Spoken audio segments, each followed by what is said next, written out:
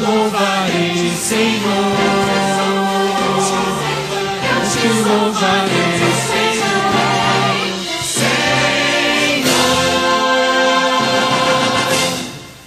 Amém. Eu achei interessante ontem que o pastor falou que na Bíblia existem 2.500 vezes que é falado sobre a volta de Jesus. São muitos textos, é muito informado isso pra gente. A palavra de Deus não nos deixa a dúvida de que Jesus vai voltar. Mas ainda nós, muitas vezes, não estamos vivendo isso e colocando em nossos dias, colocando a esperança de que Jesus realmente vai voltar. Precisamos louvar mais a Deus, pedir mais que o Espírito Santo nos guie para nos levar a essa caminhada que vai esperar Jesus voltando, e tem que ser muito breve, pois nós ainda não aguentamos mais ficar aqui nesse mundo. Vamos cantar a música Mensageiro, que fala que apesar das nossas dificuldades, que nós não somos todos os dias felizes, não estamos sempre animados para falar de Deus e de Jesus, mas precisamos buscá-lo, acreditar e falar para as pessoas que estão próximas de nós.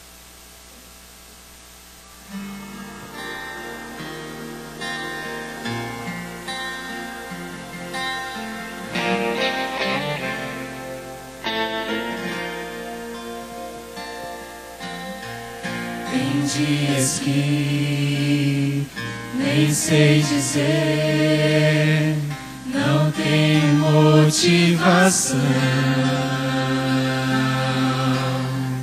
Eu sinto em mim uma dor sem fim, não sei dizer a razão.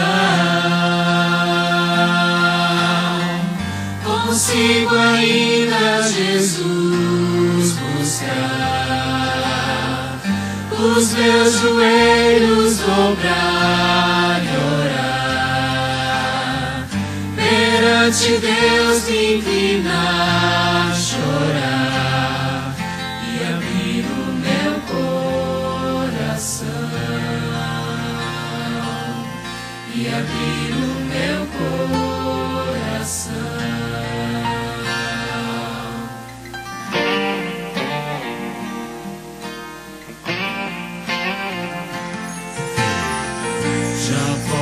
Ver o sol brilhar, o vento e a paz vem soprar. Sem hesitar, irei sair, de meu Jesus vou falar. Sou mensageiro do Rei, Senhor, sou testemunha do seu amor. Ao mundo inteiro vou proclamar que Jesus vai aqui voltar, que Jesus vai aqui voltar. Sou mensageiro do Rei, Senhor, sou testemunha do seu amor. Ao mundo inteiro vou proclamar que Jesus vai aqui voltar, que Jesus vai aqui voltar.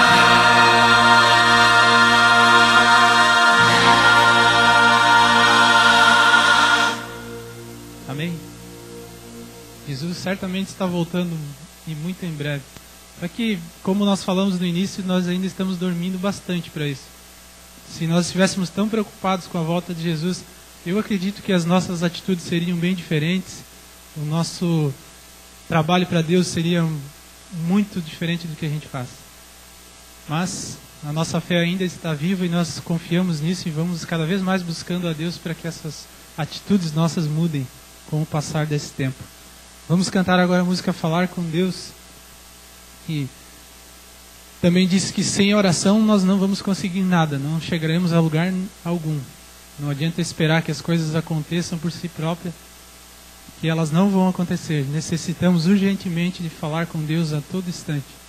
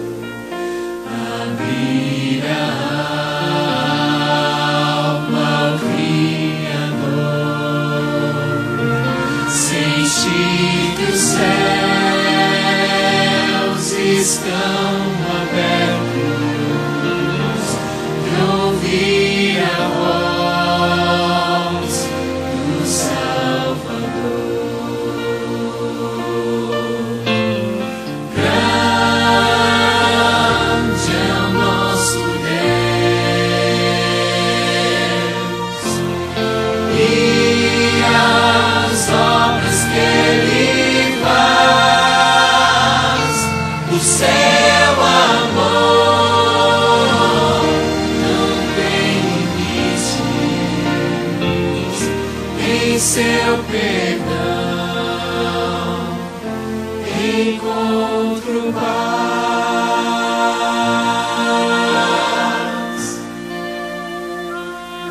Falar com Deus é o que preciso, pois Ele é fonte de poder. Só nele a vida faz sentido, pois vida forças pra viver. Grande é o nosso Deus e as obras que Ele faz, o seu amor não tem limites. Em seu perdão encontro paz. Grande é o nosso Deus e as obras que Ele faz, o seu amor não tem limites. Em seu perdão encontro paz.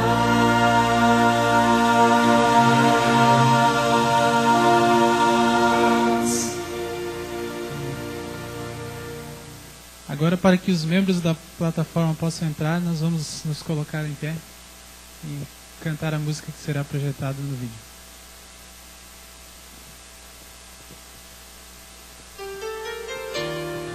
Vamos adorar.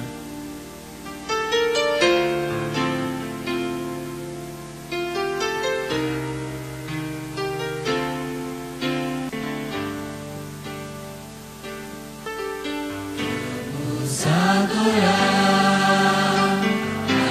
ao Senhor, vamos demonstrar gratidão.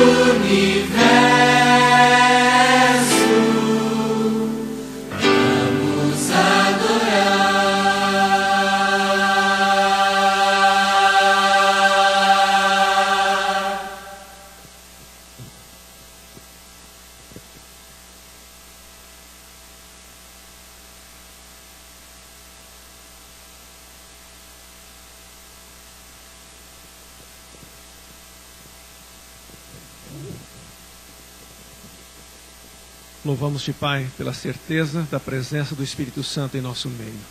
Te rogamos que nos faças dignos de estarmos em Tua presença nesse culto que te rendemos. Aceita o nosso louvor e a nossa adoração. Nós te rogamos em nome de Jesus. Amém, Senhor.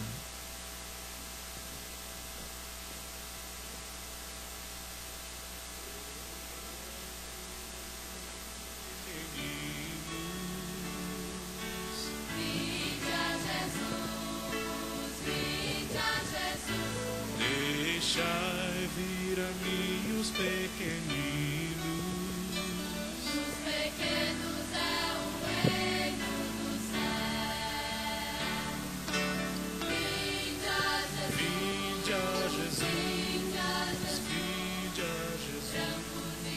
Bom dia, crianças. Estão com frio? Está frio hoje, né? Mas nós estamos na igreja, tão bom, né? Yuri, vem aqui um pouquinho para mim, faz favor.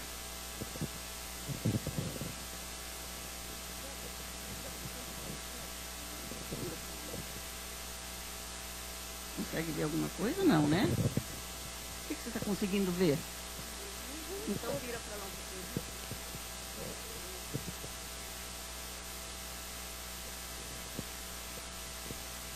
Flores ali na frente. Flores? Ah, só olho pra cima eu consigo ver por aqui. Dá pra E as crianças aqui, dá para ver? ver? Algumas sim. É bom ficar assim, sem poder ver as coisas? De vez em quando sim.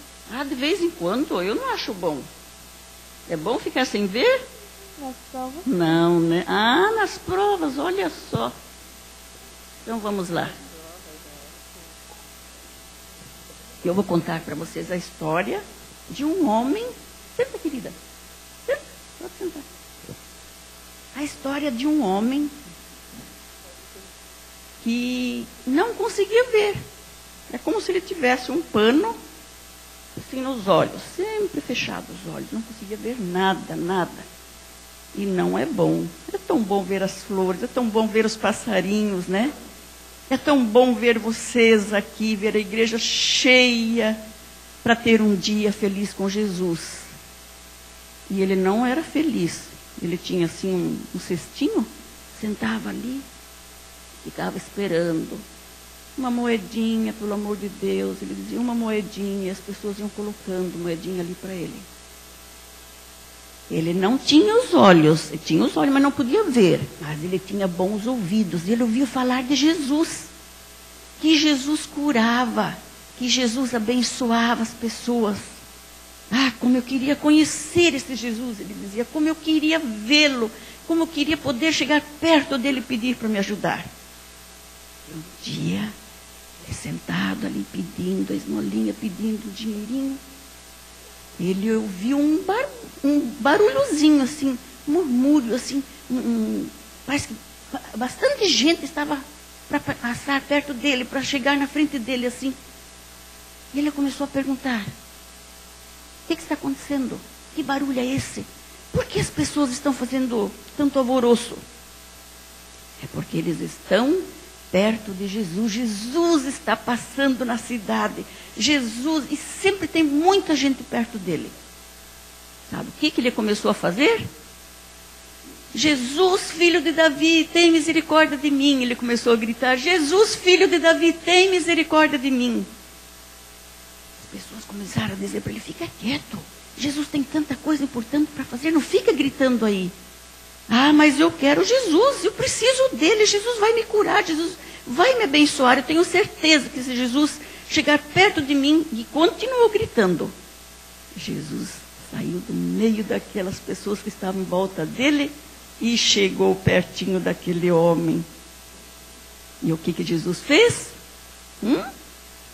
Curou.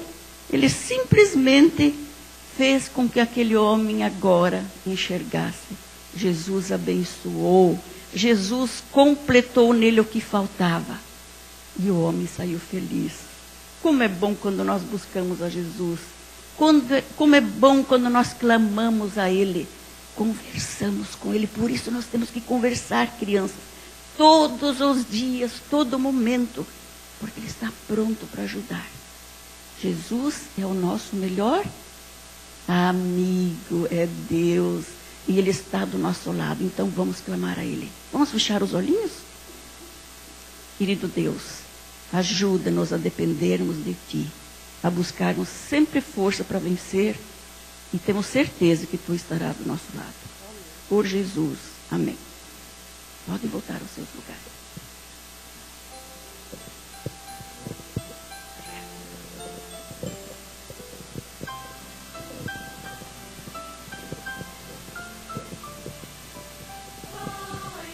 A adoração musical nesta manhã está sob responsabilidade do Quarteto Feminino 4 Sentinelas. Convidamos as irmãs para que louvem ao Senhor neste momento.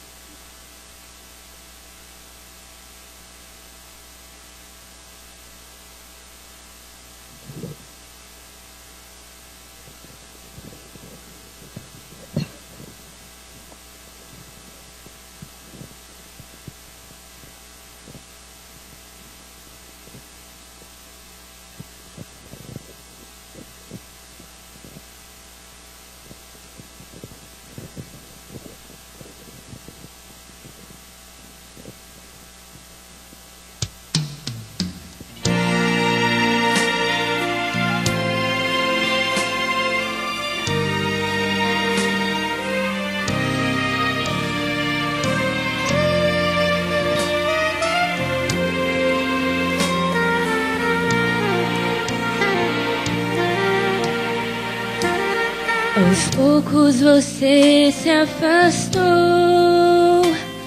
passou a pensar na igreja como algo banal. Afinal, tudo ia bem, tão normal. O que de criança aprender agora não tinha sentido, era tudo irreal.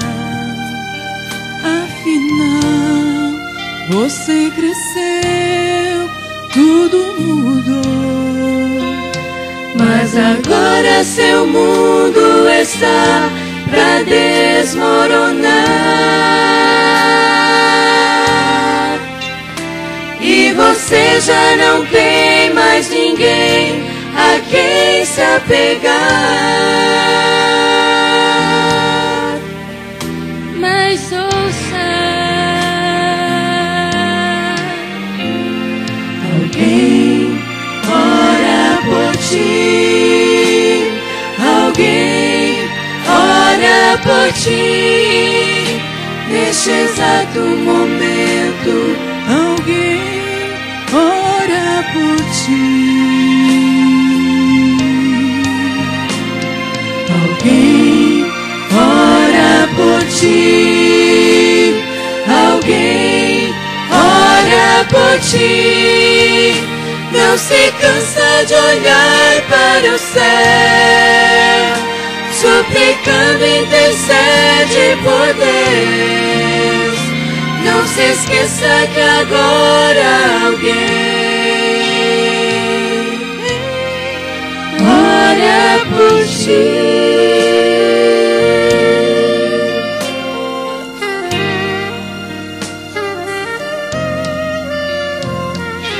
você costumava cantar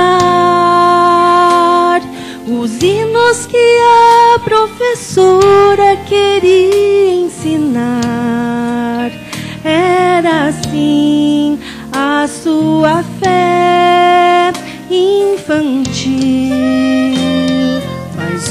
ao lembrar das canções, as lágrimas vêm ao seu rosto trazendo emoções. Deus te vê e quer te dizer que nada mudou. E quando você estiver sozinho e sem paz, e pensar que já não tem mais volta, foi longe demais. Se lembre, alguém ora por ti, alguém ora por ti, neste exato momento, alguém ora por ti. Alguém ora por ti, alguém ora por ti. Não se cansa de olhar para o céu, suplicando, intercede por Deus. Não se esqueça que agora alguém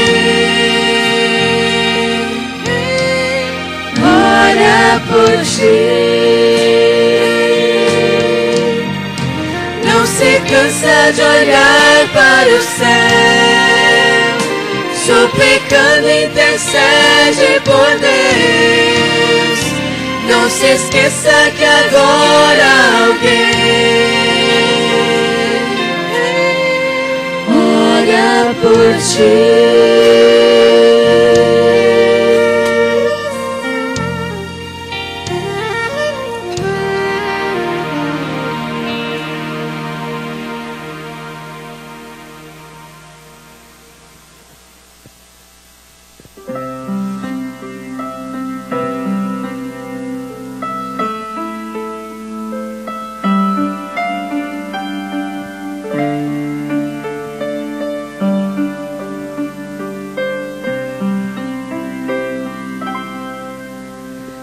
Calma, mansa, serena, tranquila é a voz do meu Salvador. Calma, mansa, serena, tranquila é a voz que me chama com amor.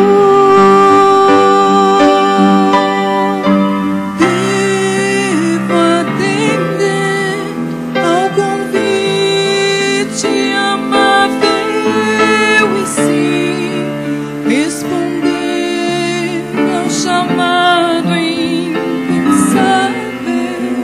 pois calma,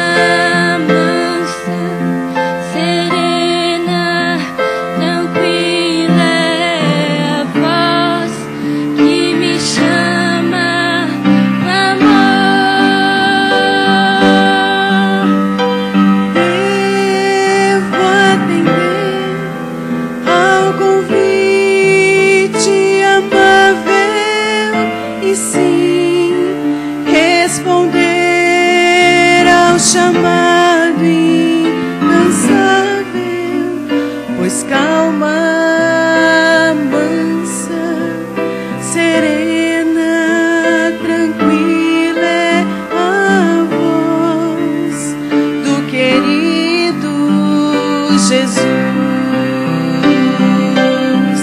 e sua voz não vai estar no forte vento, no terremoto ou no fogo intenso, mas na tranquila brisa sussurrar. Eu sei que ali a voz de Deus está. Calma, mansa, serena, tranquila é a voz do querido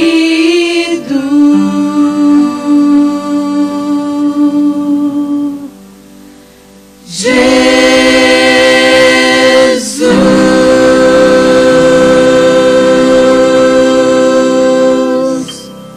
Amém.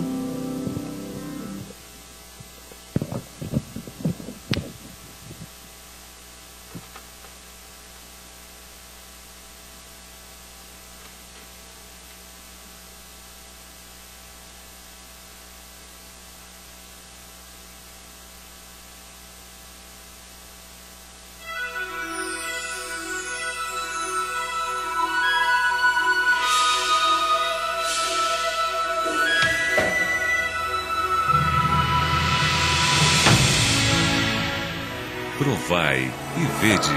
História de hoje. Vida transformada.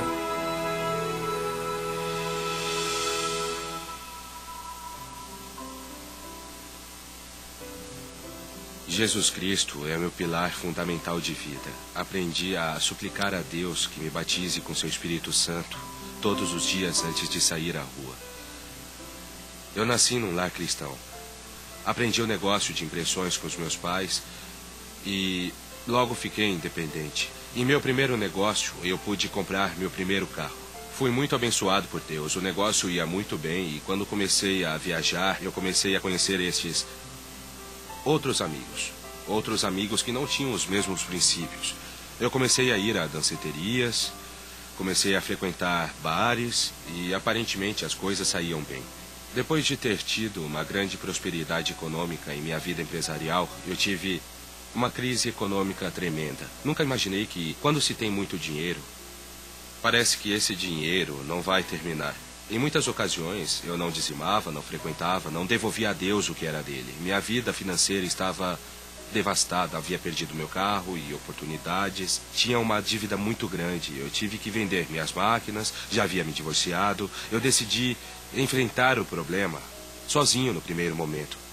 Havia uma semana de oração e havia um plano na igreja. Se não levasse uma visita nesse dia, o membro da igreja batizado não poderia entrar. Eu tinha outros planos nesse dia, mas vi o meu pai que estava sentado, vestido com a sua roupa, a sua gravata, todo preparado para ir à igreja. Mas não o vi, eu vi que ele estava aí, estava triste. E me deu muita pena. Perguntei por que ele não ia à igreja e ele me disse: eu não posso ir na igreja porque preciso de um convidado, senão não posso entrar na igreja. Ele disse que eu iria acompanhá-lo. Desde o momento que eu entrei na igreja, eu senti que o Espírito Santo me fez um chamado forte em meu coração. Nessa noite identifiquei o chamado de Jesus. Eu pensei que ao regressar à igreja, meus problemas iam melhorar, mas eles foram piorando. Eu já não tinha mais o que fazer. Humanamente não podia fazer nada. Um dia que havia chegado em casa, profundamente triste porque não havia conseguido nenhum contrato nesse dia. E aos pés da minha cama, eu quis me ajoelhar para orar. Mas eu não pude, me pus a chorar. O Espírito Santo estava lutando, estava transformando a minha vida, estava fazendo algo, uma limpeza na minha vida completamente. Eu decidi voltar aos pés de Jesus. O retorno para mim foi como haver nascido outra vez. Não havia tido uma maior experiência com o culto do dia das ofertas, mas aprendi a entregar a Jesus, a Deus, o que é dele. Minha vida de lá para cá tem sido uma vida com lutas. Mas desta vez, as dificuldades e os problemas, eu sei como enfrentá-los. Cada vez que tenho um problema, uma dificuldade, eu somente vou um pouco mais para lá e me ponho aos pés de Jesus. E aí o abraço e lhe digo: Senhor, não vou me entregar aqui porque o Senhor irá lutar por mim. Eu somente estarei ao seu lado e sei que o Senhor irá me ajudar. Adoremos agora ao Senhor com os dízimos e as ofertas, demonstrando nosso reconhecimento e gratidão.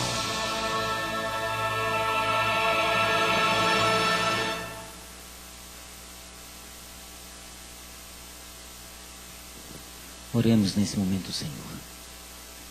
Querido Deus, maravilhoso Pai, obrigado por esse maravilhoso sábado que nos estás concedendo. Não estamos aqui somente para louvar, para orar. Nós queremos engrandecer o Teu sagrado nome, Senhor, e a Tua santa obra, na devolução fidedigna de nossos dízimos e na doação de nossas ofertas. Portanto, ser convidado, Senhor, a nos abençoar. Que aquilo que depositarmos nas salvas nesse momento seja a nossa dedicação com alegria ao cumprimento e também ao alongamento do trabalho que essa igreja precisa desenvolver dentro da Tua obra.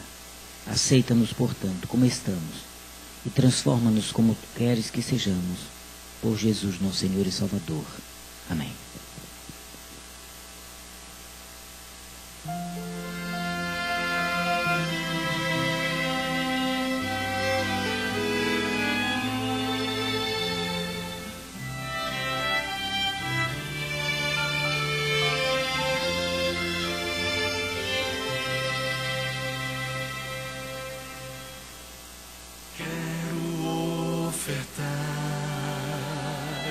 Quero devolver, quero entregar tudo, enfim, de coração. Esse é o meu louvor, minha gratidão. Quero ofertar e devolver a Jesus.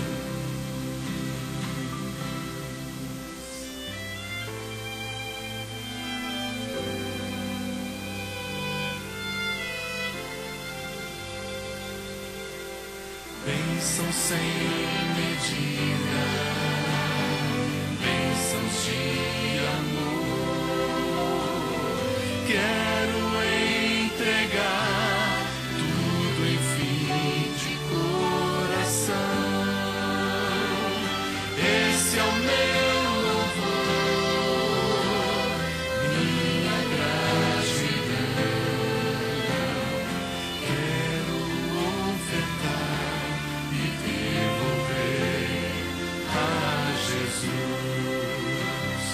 Quero receber o Espírito em mim. Posso ver o céu a chover, bênção sem fim.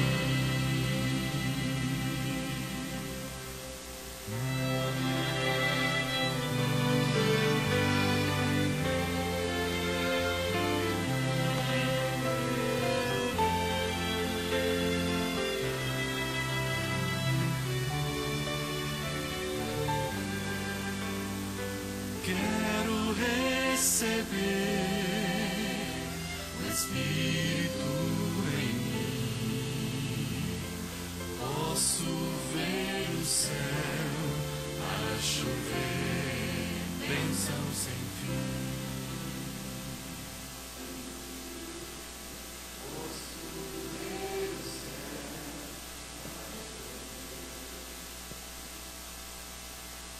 Nós vamos agora juntos louvar e adorar o nosso Deus, cantando esta oração que cantamos todas as noites aqui. Nasce em mim. Ao som do CD, vamos se colocar de pé.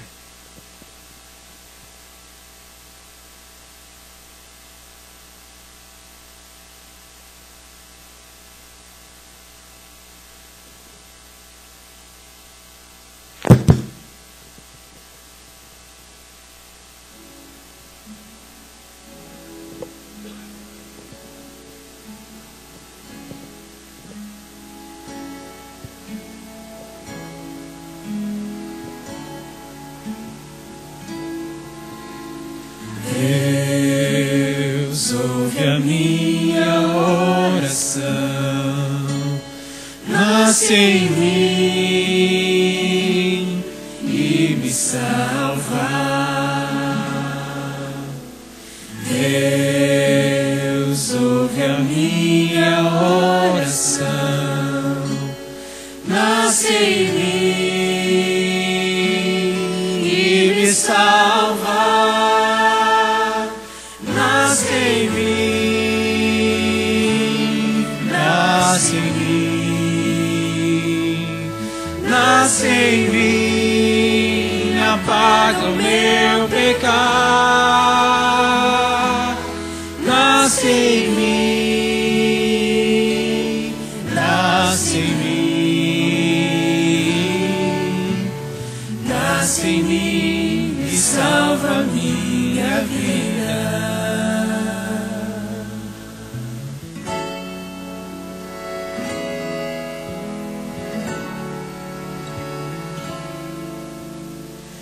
Deus ouve a minha oração,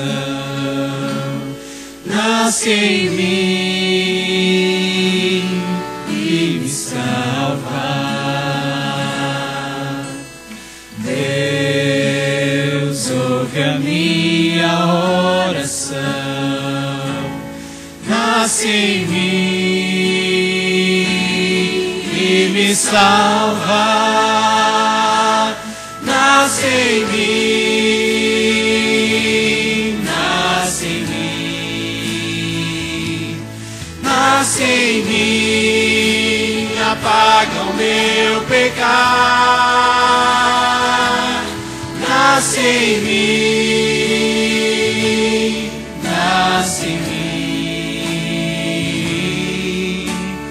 nasce em mim e salva minha vida. Nasce em mim, nasce em mim, nasce em mim, apaga o meu pecado. Nasce em mim, nasce em mim, nasce em mim e salva minha vida. Nasce em mim e salva minha vida. Nasce em mim e salva minha vida.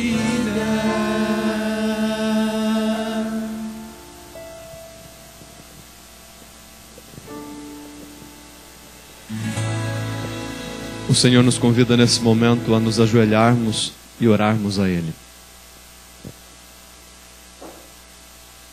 Deus Santo e Poderoso, Pai Eterno que habita nos altos céus, a nossa gratidão a Ti, Senhor, por esse dia que o Senhor nos dá, para descansarmos do trabalho que cansa o nosso corpo, do trabalho que às vezes nos traz estresse ao coração, dificuldades. Nós temos hoje a alegria de deixá-lo para trás, para descansarmos em Ti, que restaura a nossa saúde, restaura a nossa mente, restaura as nossas emoções. Te agradecemos, ó bondoso Deus, por estarmos na convivência dos irmãos, pessoas salvas por Cristo Jesus. Nenhum de nós é perfeito, mas todos nós estamos desejando e nos esforçando e exercendo a nossa fé para sermos mais semelhantes a Ti. Pedimos, ó querido Pai, que o Senhor insista ficando ao nosso lado, que o Espírito Santo não desista de nós e que dia após dia nós possamos renascer com o batismo do Espírito Santo. Que dia após dia, ó Deus, nós possamos adquirir as características que são Tuas, de amor, de bondade, de pureza, de santificação, de prudência, de conhecimento do bem, para vivermos mais felizes. Santo Deus, obrigado porque nessa semana nós tivemos a oportunidade de abrir a Tua palavra todas as noites aqui nessa igreja. E hoje, ó Deus, pela manhã, nós desejamos ouvir a Tua voz. O Senhor escolheu o pastor Marlington Lopes que dirige, preside a Igreja Adventista aqui no sul do Brasil, para estar conosco. Nós te pedimos, ó Pai Todo-Poderoso, que o Senhor o use, que o Senhor unja as suas palavras e que também o Senhor plante a semente da verdade no nosso coração, para que possamos viver seguindo os teus princípios. Em nome de Jesus nós oramos. Amém, Senhor.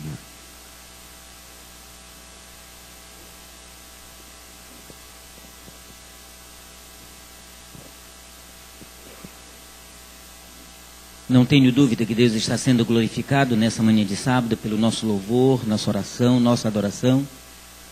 E queremos dizer aos nossos amigos que nos visitam nessa manhã que todas as vezes que você sentir necessidade de estar conosco, essa igreja vai estar aberta para recebê-lo com todo carinho e todo amor. Hoje à tarde, não podemos esquecer, às 16 horas, teremos o final do nosso Impacto Joinville, com os 9 pontos agregados ali no CAGE. A quadra da escola já foi organizada, arrumada para que você pudesse se sentir da melhor forma possível bem lá conosco. E teremos a finalização dos pontos que tiveram no Encontro Joinville ali no CAGE. Você é nosso convidado para levar também o seu convidado para estar lá conosco. Não vamos proibir que você entre sem convidado, mas que você esteja lá conosco, ok? Nessa manhã tenho a oportunidade de poder apresentar a vocês a nossa plataforma. À minha direita, portanto, à vossa esquerda, está o irmão Isaac. Ele é ancião nessa igreja, um árduo lutador há anos na causa do Mestre. Ao seu lado está a irmã Neide. Irmã Neide trabalha no departamento infantil dessa igreja, especialmente na classe dos juvenis, cuidando assim das nossas crianças ali naquela classe. À minha esquerda, portanto, à vossa direita, está o irmão Carlos Moura. É uma ovelha desgarrada, mas de vez em quando tem saudade do aprisco e volta aqui. Foi nosso ancião, nosso tesoureiro por anos nessa igreja, e é um prazer recebê-lo aqui conosco, irmão Carlos. Seja sempre bem-vindo. Hoje ele exerce algumas atividades ali na cidade de Maringá, está ali com sua família. Ao seu lado, o pastor Apolo Abrázio, que é o nosso presidente da Associação Norte Catarinense, e foi um prazer termos o pastor Apolo conosco durante toda essa semana no Impacto Joinville. Ao seu lado está a irmã Débora Abrázio, que é a diretora do Ministério da Mulher para toda a Associação Norte Catarinense. E ao centro, nós temos o privilégio de ter o pastor Marlton Lopes. O pastor Marlton é o presidente da União Sul Brasileira, para todo o sul desse país. E, pastor Marlton, queremos dizer que essa igreja se sente lisonjeada em recebê-lo aqui. E que seja para a honra e glória de Deus sua passagem conosco. Deus possa usá-lo nessa manhã. Bom dia, irmãos. Feliz sábado a todos. É uma alegria poder estar na casa de Deus, na presença de Deus, com a família de Deus, para ouvir a voz de Deus. É uma alegria poder estar aqui nessa igreja, pastor Quarupi, na igreja que você pastoreia, e estar aqui nesta igreja que também é a igreja sede, vamos dizer assim, da Associação Norte Catarinense. Desde que surgiu esse campo, essa igreja passa a ter um símbolo especial na associação. É uma alegria, pastor Apolo, estar aqui também nessa associação. Louvo a Deus por aquilo que Deus tem realizado aqui nesta região de Santa Catarina. Louvo a Deus pelos milagres que têm acontecido aqui. Eu creio que a igreja nunca orou tanto na história, na sua história, por reavamento e reforma como tem orado nos últimos anos. Nunca tantas pessoas oraram tanto tempo por um mesmo assunto. E nós não temos tempo para isso, não é o momento, mas há muitas histórias fantásticas do que Deus tem operado em meio à sua igreja. Milagres, evidenciando que Deus está derramando o Espírito Santo. Talvez ainda não vejamos como nós queremos, de uma forma plena, sobre toda a igreja, mas pessoas têm recebido a chuva temporã, e essas histórias, esses milagres, esses testemunhos, têm impactado milhares, milhões de pessoas. E nós cremos, irmãos, que nós vivemos num momento único da história desse planeta. Um momento, uma igreja que verá os últimos acontecimentos. E nós, como membros, temos que pedir a Deus para estarmos preparados para ser usados pelo Espírito Santo da maneira como Ele, de repente, vai querer que nós sejamos usados por Ele. Com dons especiais, para fazer projetos diferenciados para impactar regiões que talvez não são impactadas ou pessoas, para que realmente nesta geração vejamos a volta de Cristo. Que Deus seja honrado pelo Impacto Joinville, eu tenho convicção que há muitas pessoas nessa cidade que um dia estarão no céu, mas ainda não sabem. Projetos como este, que impactam primeiro a igreja, para depois impactar a cidade, porque não existe impacto da cidade sem impacto da igreja, não existe como nós falarmos alguma coisa que não vivemos, e não existe a pregação sem ser através dos membros. E eu creio que quando a igreja estiver impactada pelo céu, ela vai impactar as pessoas. Quando o Espírito Santo impactar a nossa vida pessoal, nossa devoção pessoal, nós naturalmente vamos impactar as pessoas que vivem ao nosso lado. E então, irmãos, não será difícil esta igreja, que representa um número tão pequeno da sociedade, mas ela ser um fermento poderoso para impactar as pessoas sinceras, para estarem preparadas para a volta de Cristo. Convido os irmãos a abrirem a Bíblia e vamos ao alimento desta manhã. Em Efésios capítulo 3, versos 14 a 19. Efésios capítulo 3, versos 14 a 19. Aqui o apóstolo Paulo diz o seguinte à igreja de Éfeso. 3, 14 a 19.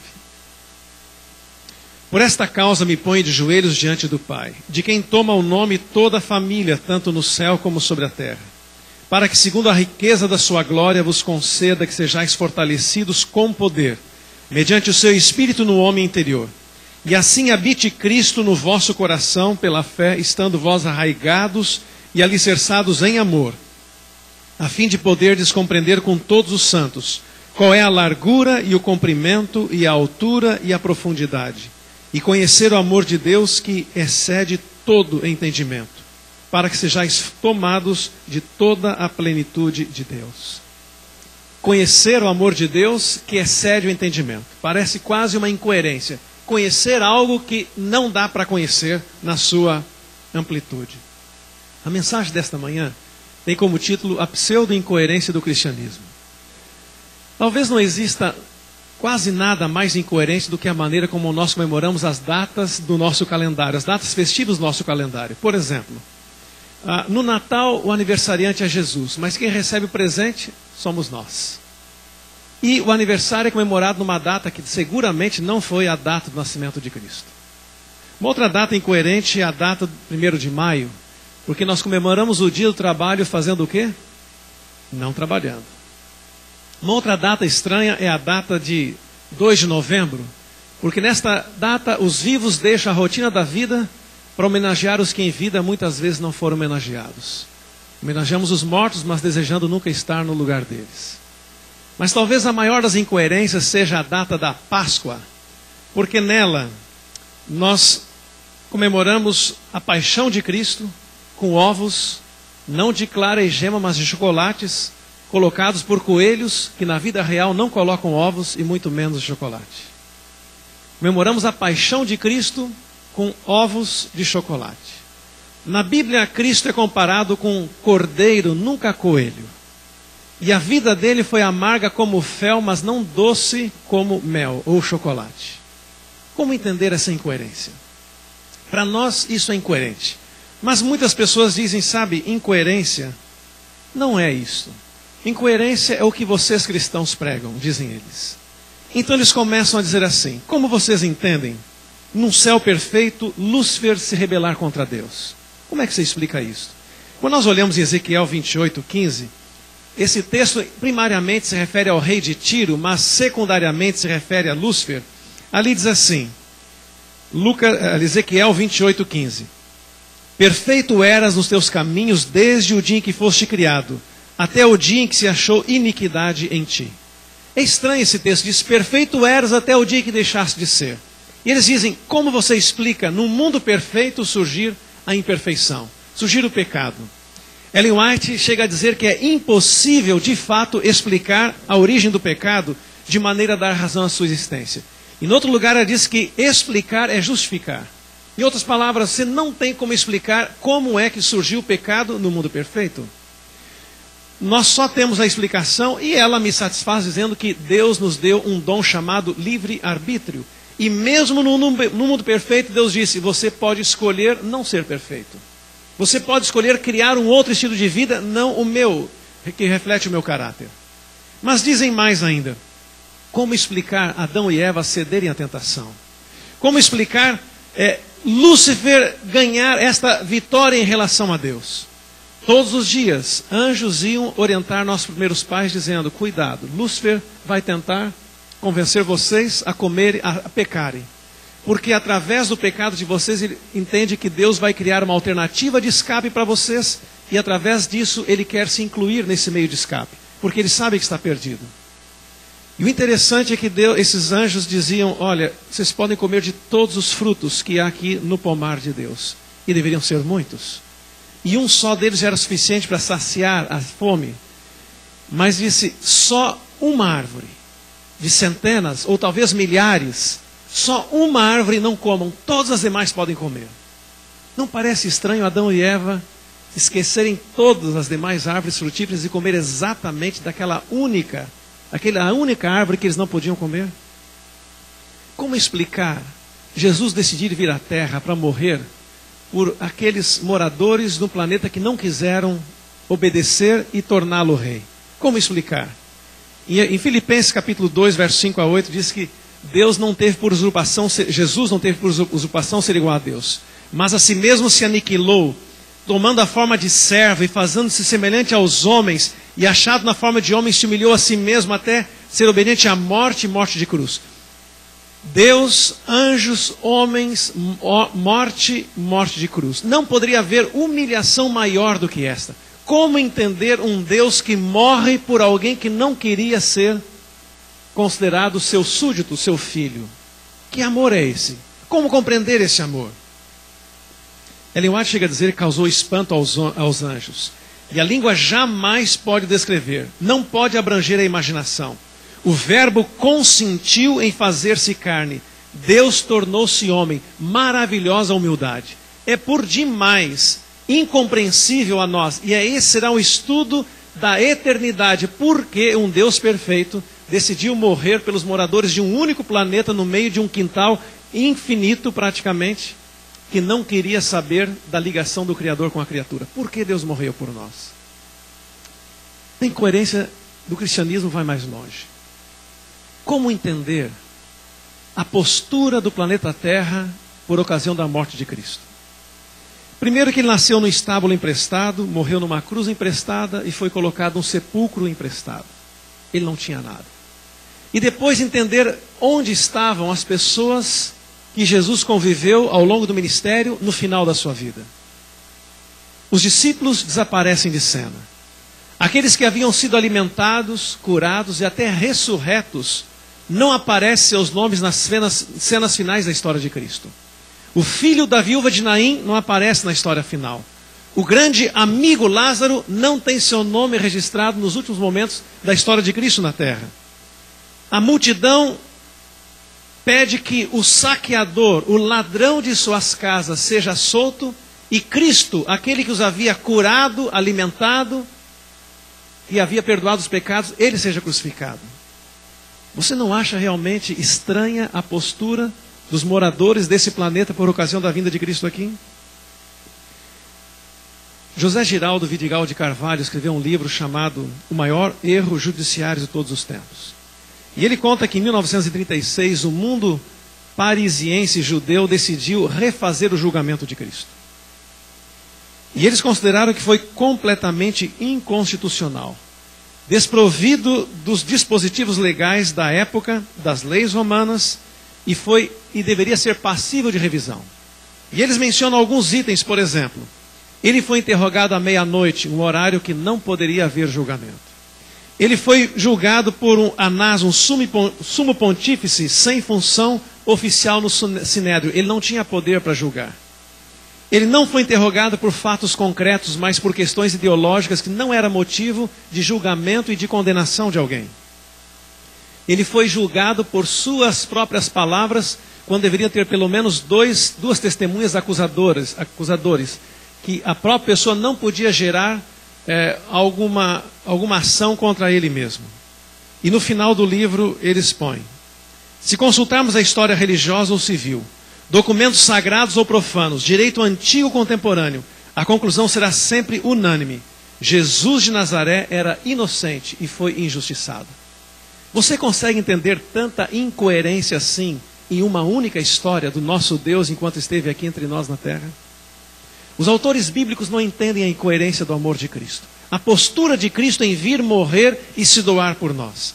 Paulo diz, na segunda carta aos Coríntios 5:21, aquele que não conheceu o pecado o fez pecado por nós, para que nele fôssemos feitos justiça de Deus. Romanos 5:20, onde abundou o pecado, superabundou a graça. Paulo diz em Romanos 5:8 que Deus prova seu amor para conosco, em que Cristo morreu por nós, sendo nós ainda o quê? Pecadores. E Paulo disse ainda aos Coríntios que nós pregamos a Cristo crucificado, escândalo para os judeus e loucura para os gregos. Ninguém entendia. Zacarias diz que feridas são essas nas tuas mãos. E a resposta é, são as feridas com que fui ferido na casa de quem? Dos meus amigos. E João diz, ele veio para os que eram seus, e os seus não receberam. É difícil entender por que ele veio, mas mais difícil ainda é entender a maneira como nós o tratamos quando esteve aqui. Humanamente falando, Cristo foi o maior exemplo de incoerência que esta terra poderia testemunhar. E quando ele se faz mestre e cria seus discípulos, ele então pede, assim como eu vos fiz, façais vós também. Sede incoerentes. Tenham coragem de ser diferentes, de agir diferentes, de chamar a atenção por não serem desse mundo, por terem outro critério, outro estilo de vida. Você consegue entender que o estilo de vida do cristão deve ser incoerente como foi o de Cristo aqui na terra? Quando nós olhamos as bem-aventuranças, é um convite à incoerência. Felizes são os pobres de espírito. Quando a gente fala em pobreza de espírito, a gente está criticando alguém hoje. Felizes são aqueles que choram. E hoje chorar é sinal de fragilidade. Felizes são os mansos. E a gente não olha muito bem, pessoas são mansas, parecem serem pacatas, não terem iniciativa, não serem proativas. Felizes os misericordiosos. No mundo de injustiças sociais, alguém levantar a bandeira da misericórdia parece que não faz sentido. Felizes os limpos de coração. Ninguém está olhando para o interior. O que importa é a fachada, o que você mostra quando está no público. Felizes os pacificadores. No mundo que nós vivemos, o nosso país, que as pessoas menos querem nas passeatas é um pacificador. Felizes os perseguidos por causa da justiça. Não por suas próprias causas, por causa da justiça.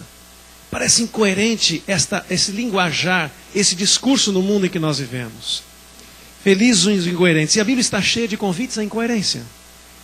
Marcos 10 diz, quem quiser ser o primeiro, deve ser servo de todos.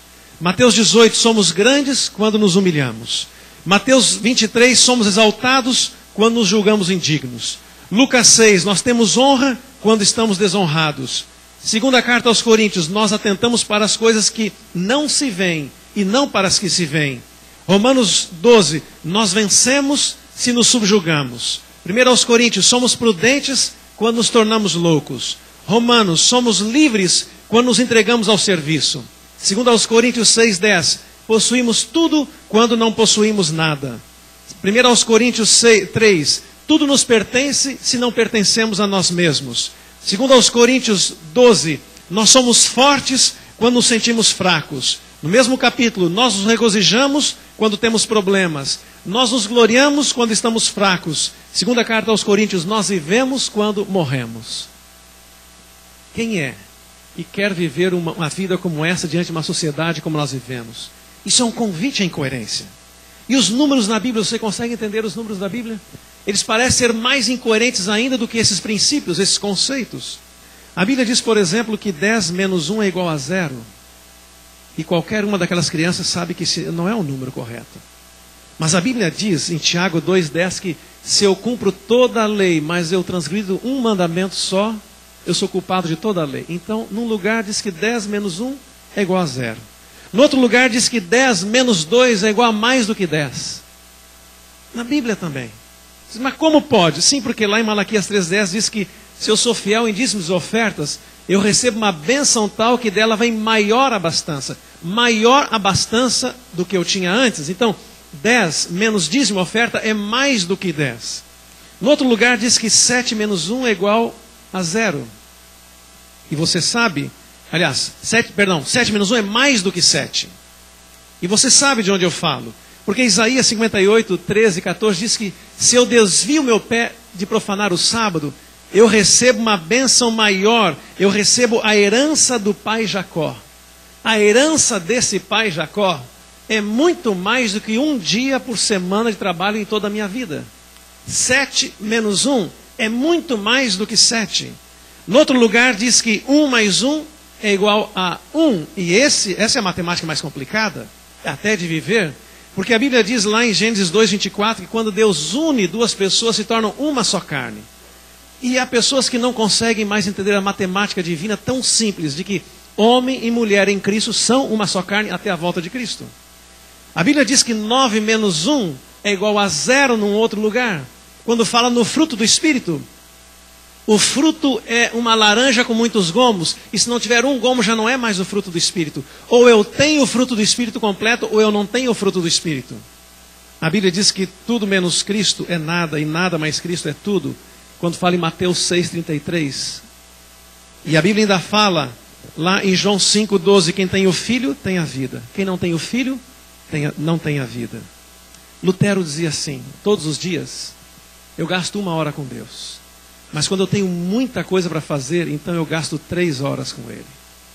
Você entende essa matemática? Ele dizia, eu não tenho como dar conta do que eu tenho para fazer hoje. Se eu não clamar mais tempo a Deus para Ele eliminar os problemas e suavizar o fardo, eu não vou conseguir dar conta. Então, nos dias normais 1 hora está bom, mas quando tem muita coisa, eu tenho que triplicar o tempo com Ele para Ele solucionar os problemas da minha vida. A matemática cristã, ela é incoerente aos olhos humanos. E é difícil explicar isso às pessoas que vivem ao nosso lado. É difícil explicar às pessoas que estão vendo a minha conversão, como é que você vai aceitar um evangelho desse? Um mundo incoerente não tem nada a ver com o contexto em que nós vivemos. Sabe que um dos textos mais fantásticos nesse conceito está em Paulo, na primeira carta aos Coríntios, capítulo 2, versos 14 a 16. Se você não tem, deveria sublinhar esse texto em sua Bíblia. Primeira carta aos Coríntios 2, 14 a 16. Olha só o que Paulo fala aos Coríntios, explicando esta incoerência aparente da vida cristã. Primeira carta aos Coríntios, capítulo 2, versos 14 a 16. Ele diz assim, ora, o homem natural não aceita as coisas do Espírito de Deus. O homem natural não aceita. Porque eles são, qual é a palavra aí? Loucura. E não pode entendê-las. Parece que Paulo até está aceitando que eles não entendam. Porque elas se discernem de que forma? Espiritualmente. Porém, o homem espiritual, aquele que aceitou a Cristo, julga todas as coisas, mas ele mesmo não é julgado por ninguém. Pois quem conheceu a mente do Senhor que eu possa instruir? Aí Paulo conclui dizendo, nós porém temos a mente de Cristo, amém? Paulo diz assim, não espere que a sociedade entenda essa matemática. Não espere que essa escala de valores seja compreensível à mente natural, porque a mente natural deles tem uma outra figura, uma outra visão. A cosmovisão é outra, mas você que tem a mente de Cristo, você tem o coração de Cristo, tem percepções de Cristo, você tem conceitos celestiais. A sua matemática já é celestial, aonde a matemática humana não faz sentido. Você ouve isso no Provar e Vede, você vê isso na sua vida, você vê isso em pessoas que você ora, você vê uma matemática que médicos não explicam, matemáticos não explicam, e a ciência não pode explicar. Porque as coisas de Deus se discernem espiritualmente. Um colega uma vez disse para um colega, um adventista, um cristão, disse para um não cristão assim, o não cristão disse, eu acho que você deve ser muito feliz na sua vida cristã. Ele disse, por quê? Porque você não pode fazer nada. Tua igreja proíbe tudo. Não, mas não é assim. Não, você não pode. Você não pode ir na balada sábado à noite, você não pode ir lá na festinha com a gente, você não se mexe com a gente, não pode tomar cervejinha, você não pode, você é um camarada travado, você é alienado. Mas eu não me sinto assim. Não é assim. Olha, por exemplo, você não pode fumar, eu posso fumar, você não pode. Aí eu disse, não, eu posso fumar, mas eu não quero fumar. Não é que não quer, a sua igreja não permite, a sua igreja proíbe você de fumar. Aí esse colega meu que nunca tinha fumado na vida, assim, então me dá um cigarro, você vai ver se eu não posso fumar. E o rapaz deu um cigarro para ele. E ele pegou o cigarro pela primeira vez na mão. Você me dá o seu isqueiro agora. Ele disse, não precisa fumar só porque eu falei. Não, você vai ver como eu posso fumar. Me dá um isqueiro. E aí esse rapaz pegou pela primeira vez, encostou um cigarro nos lábios e ligou o isqueiro. Provar como ele era livre. E ele ficou ali, pôs o isqueiro bem próximo ao cigarro, ficou ali alguns eternos segundos, de repente desligou o isqueiro, pegou o cigarro, apalpou, cheirou, pôs no lábio, ligou o isqueiro, trouxe volta do cigarro, de repente desligou o isqueiro, tirou o cigarro e disse, sabe de uma coisa? Eu podia, não tem ninguém aqui, mas eu não quero. Simplesmente eu não quero. Se eu quisesse eu fumava, mas eu não quero. Não quero. Sou livre, você não pode me obrigar, eu faço o que eu quero. Mas faça você a mesma coisa. Fica aí alguns minutos com o cigarro na mão, cheirando, pondo na boca, liga o isqueiro. Vê se você consegue ficar muito tempo com o cigarro na boca sem fumar. Quem é que é livre? Liberdade não é fazer o erro a hora que eu quiser. Isso é escravidão. Liberdade é parar de fazer o erro pela graça de Cristo a hora que eu quiser. Isso é liberdade. Quem é que é livre? Qual é a incoerência? De que lado está a incoerência? De que lado? Cristo disse, o mundo odeia vocês, mas sabe que antes de vocês odiou a mim. Vocês só estão copiando meu estilo de vida. Mas não tenham medo. A amizade do mundo é inimizade aos olhos de Deus. Sabem? O mundo olha hoje como incoerente alguns princípios nossos, como casar virgem, ser fiel à esposa e ao esposo até que a morte separe, ser honesto nos centavos, ser fiel em questões com princípios quando ninguém está vendo, não infringir nenhuma lei de Deus, nem sexta-noite, alimentação. Por mais que achem incoerentes, o mundo é que é incoerente. Olha o que alguém escreveu uma vez sobre o mundo que nós vivemos hoje. Vê se isso não é incoerência. Temos edifícios mais altos, mas pavios mais curtos. Autoestradas mais largas, mas pontos de vista mais estreitos. Gastamos mais, mas temos menos. Compramos mais, mas desfrutamos menos. Temos casas maiores e famílias menores. Mais conveniências, mas menos tempo. Temos mais graus acadêmicos, mas menos senso. Mais conhecimento e menos poder de julgamento. Mais proficiência, mais problemas. Mais medicina, mas menos saúde.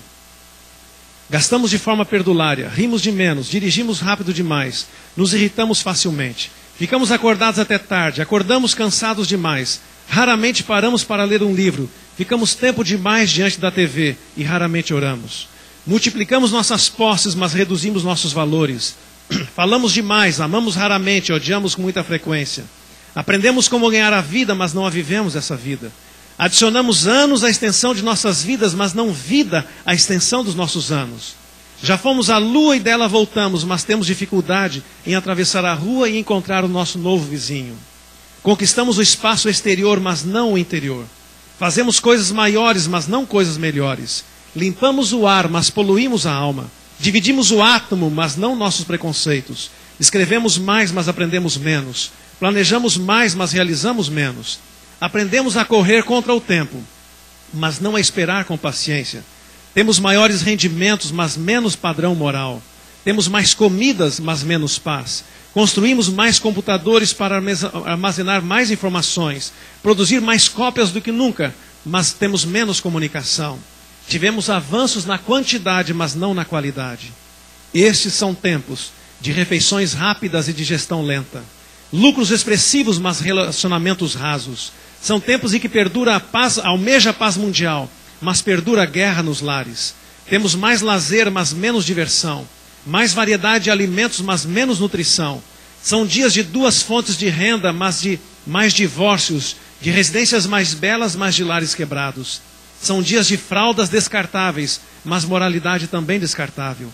São dias de viagens rápidas, pílulas que fazem de tudo, alegrar, aquietar, matar. Esse é um tempo em que há muito na vitrine, mas nada no estoque. Isso não é o suprassumo da incoerência? Uns fogem de casa para serem felizes, outros fogem para casa para serem felizes. Uns trabalham demais para serem felizes, outros viajam demais para serem felizes. Alguns fazem tudo o que podem para conquistar coisas para serem felizes. E alguns, quando chegam lá, percebem que a felicidade não está lá. Esta é a incoerência do mundo, que a gente se acostuma a ele e parece que vira uma rotina. Você já ouviu muito falar que o governo americano estudou por muitos anos a igreja adventista nos Estados Unidos, sobretudo Loma Linda. E fez muitos estudos, gastaram milhões de dólares, mais de 200 artigos já surgiram, mostrando o estilo de vida adventista e os seus benefícios para o corpo humano. Lá há muitos artigos, mas alguns deles dizem que nós temos, entre os vegetarianos, uma obesidade menor, incidência mais baixa de câncer, menos colesterol, pressão arterial menos elevada, maior densidade óssea nos vegetarianos acima de 60 anos. Na maioria estão protegidos contra as cáries. E alguns estudos dizem que os homens vivem 8 a 10 anos e a mulher até 12 anos mais que a população mundial. Um artigo que surgiu em 2009 numa revista americana, US News e World Report, apresenta os 10 hábitos de saúde que ajudarão você a viver até os 100 anos. E o 8º hábito dessa revista não adventista dizia assim: viva como um adventista do 7º dia. E por que diziam isso? Eles dizem que nós vivemos uma década a mais que outros americanos, eles lá, e que nós temos um conceito de que o corpo nosso é o templo do Espírito Santo, que nós dizemos não ao fumo, ao álcool, ao doce em excesso, grande parte somos vegetarianos, comemos frutas, verduras, legumes, feijão, nozes acima da média, fazemos exercício, valorizamos a família e vivemos um conceito de comunidade. Eles dizem: se você quer viver até os 100 anos, seja um adventista do 7º dia. Mas esse não é o nosso discurso. Nós dizemos: se você quer viver para sempre, seja um adventista do 7º dia. Nosso negócio não é longevidade. Nosso negócio é eternidade. Se a longevidade já os impacta, saiba que nosso negócio é muito mais do que isso. Nosso negócio é eternidade com Cristo Jesus. Nosso negócio não é apenas lares refeitos. Nosso negócio é lares eternizados. Nosso negócio não é apenas acalmar a paz mundial. Nosso negócio é paz no coração, e muito mais do que a paz mundial. Nós temos uma mensagem muito mais poderosa, que as pessoas sensíveis um dia irão entender que esta pseudo-incoerência que o mundo taxa os cristãos, ela é a maior coerência que pode existir com o mundo para o qual nós estamos nos preparando. Há um doutor chamado Petrin Sorokin, da Universidade de Harvard, que ele diz o seguinte, que quando marido e mulher fazem culto em casa, marido e mulher fazem culto de manhã e à noite, de cada 1.015 casamentos há um divórcio. Isso significa 0,1% num país onde 45% dos casamentos terminam em divórcio. Santa incoerência o culto familiar. Dr. Kenning, da Universidade de Oxford, diz que há mais de 1.000 estudos científicos provando que a religião faz bem à saúde. E eles dizem que a leitura da Bíblia baixa o colesterol, fé em Deus é a causa de menos depressão, estresse, ideias suicidas, e que a religiosidade mantém as famílias mais unidas e diminui o índice de violência familiar. Santa incoerência, os princípios que nós defendemos para a família e para a saúde. Mas há muitas outras coisas. O que mais poderíamos falar sobre a alegria do perdão? A paz que só Deus pode dar, que o mundo não conhece. A liberdade não para fazer o erro que eu quero, mas para parar de fazer o erro pela graça de Cristo a hora que quiser. Não há preço para isso. Esta é a incoerência que o mundo não consegue entender do conceito deles. E que faz diferença, faz sentido na vida daqueles que vivem a Cristo Jesus. Alguém disse assim: mesmo que não houvesse céu, o cristianismo já valeria a pena só pelos anos de vida que nós temos aqui na terra. Mas Cristo disse: vocês receberão 100 vezes mais nessa vida e ainda o quê? A vida eterna. Se tivesse ficado nos 100 anos já seria uma grande coisa, mas Cristo disse: meu negócio não é apenas dar uma vida melhor para vocês. Não é só mais longevidade e qualidade de vida, não é isso. Não é apenas lares mais estruturados, não é isso. O que eu quero é trazer vocês de volta para casa. Esse é o negócio. Há caminhos que para o homem parecem direito, mas para Deus são ilógicos. E eu encerro. Um jovem tinha um sonho, 3 sonhos na vida. Um era casar, um outro ter filhos e um outro era ser pastor. Ele se formou, logo após a formatura se casou e cerca de 2 anos depois a esposa estava grávida. Muitos anos atrás isso aconteceu. E quando foi à maternidade, naquela época, não sabiam, mas ela estava dando à luz a gêmeos, 2 garotos, robustos garotos. Mas em meio à alegria do nascimento daquelas crianças, veio a notícia triste que aquela mãe foi acometida de uma enfermidade e perda da sanidade mental. E ela não sabia mais quem era, perdeu a memória. A cena de alegria muda em tristeza, os garotos são levados para casa, a mãe muda do setor hospitalar e começa uma história muito triste na vida daquela família. Aquele homem começa a educar os filhos sozinho cuidar do ministério, a família ajudava, mas as lutas eram intensas, clamando a Deus: Senhor, o que acontece? Cada vez que viajava, visitava a esposa, tentava conversar com ela, para ela, ele era um ilustre desconhecido, voltava da viagem, passava no sanatório, visitava a esposa, mas ela não reconhecia. Os anos iam se passando. E o clamor por aquela esposa era incessante, e pela família toda. Mas simplesmente ela não voltava à vida, à normalidade. Um dia a família daquele pastor, aquele pai, se reúne e faz uma proposta a ele: olha, temos visto que a sua vida não é vida. Você é pai, você é mãe, você é pastor, você não consegue dar conta de tudo. Nós queríamos fazer uma proposta para você. Você sabe que a mulher que você casou não existe mais. A mente dela se perdeu. Nossa proposta é que você refaça a vida conjugal. Você arranja uma mãe para os seus filhos, uma esposa para você. E você entenda que aquela esposa, ela não existe. Você tem que ter uma esposa agora. Quando aquele homem ouve a proposta da própria família, ele fica estupefato. Ele diz: eu não acredito. Vocês estão me propondo esquecer a minha esposa? Ela não está morta, ela está viva. Ela está ali no hospital. Eu a vejo todo dia. Mas ela não tem mais nada de memória. Apagou. Não, ela é minha. Eu prometi no casamento, na saúde ou na doença, na prosperidade, na adversidade, aquela esposa está lá. E eu vou honrar o meu casamento. Os anos se passaram. Um dia aquele homem estava em casa, o telefone toca. Do outro lado, uma voz em tons de grito, de uma enfermeira, voz familiar já para aquele pastor. Grita: pastor, volte ao hospital, pastor, volte, a sua esposa acordou, pastor, ela está chamando você, pastor, corra para cá.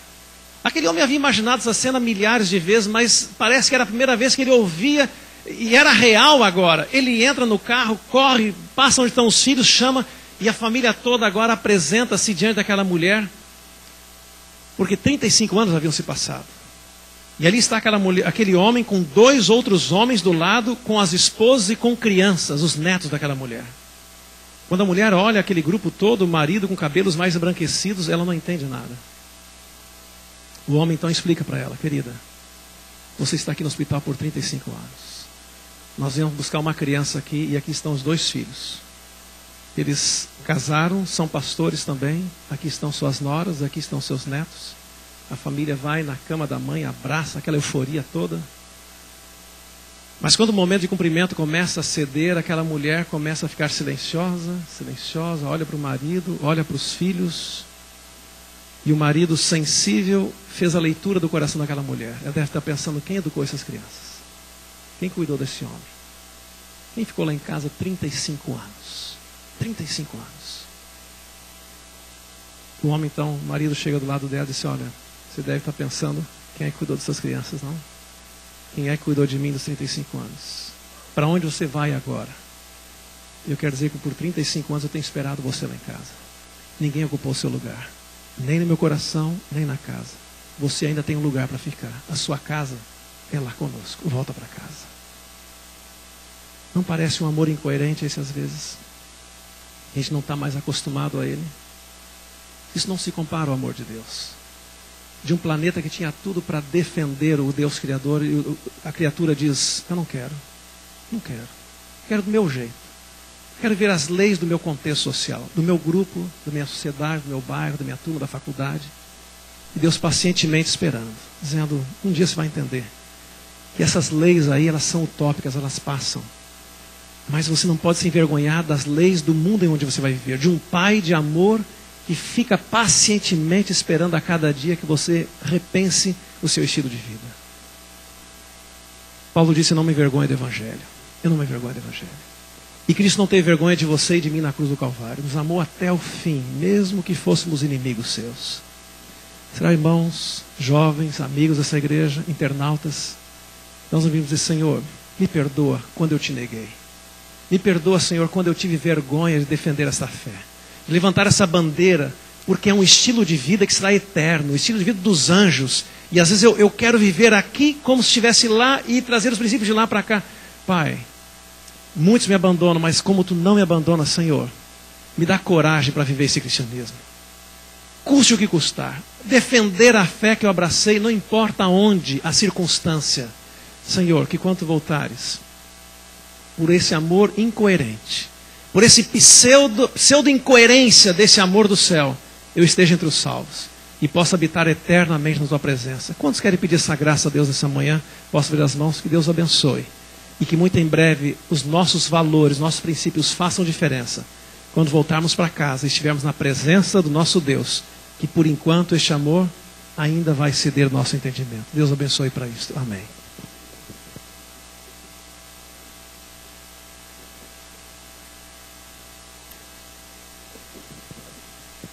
Nós vamos nessa manhã ainda cantar o hino Compensa Servir a Jesus. 332 do nosso cenário.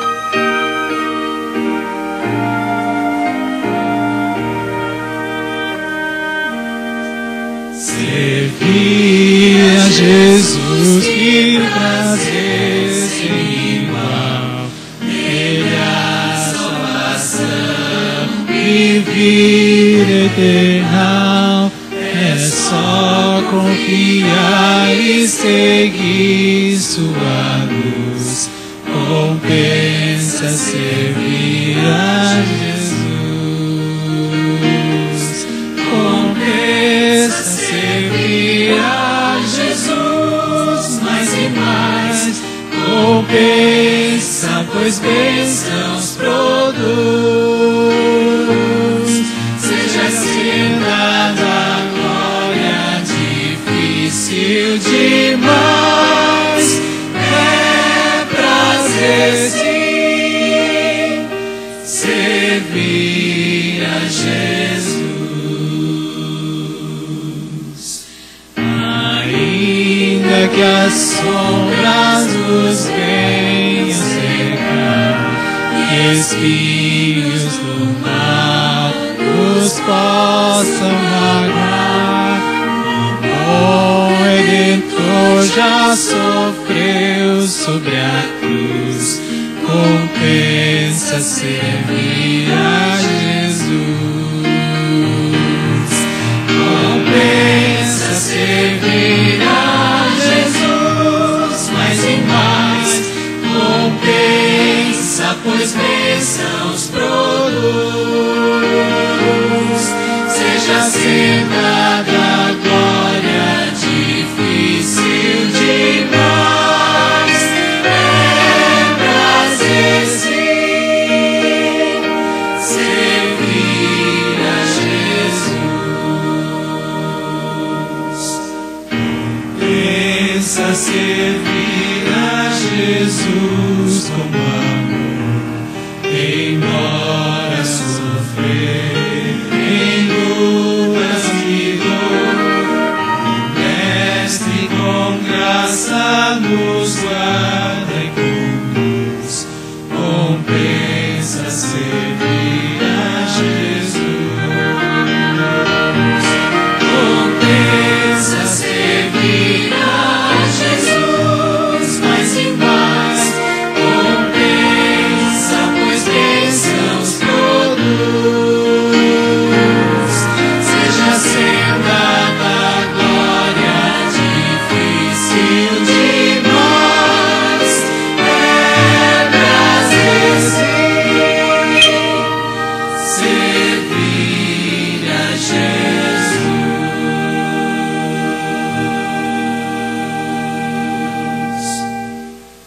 Senhor nosso Deus, é um prazer te servir. Compensa para esta vida e sobretudo para a vida eterna. Por vezes, Senhor, parece que as sombras nos envolvem, Parece, Senhor, que a nossa identidade desaparece, nossa filiação de um Deus eterno, de um Deus de amor. Não permita, Senhor, que as pseudo-incoerências venham travar a nossa relação contigo.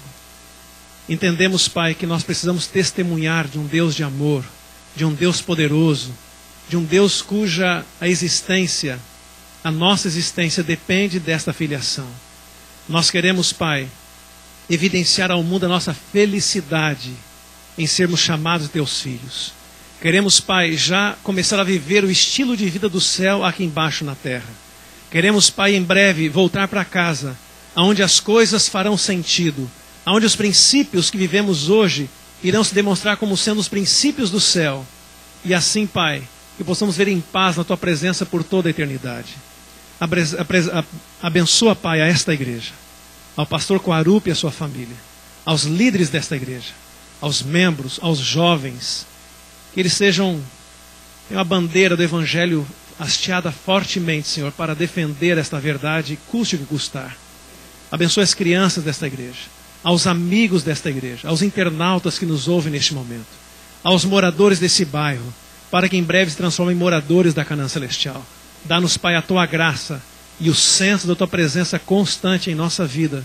Nós te clamamos em nome de Jesus. Amém, Senhor.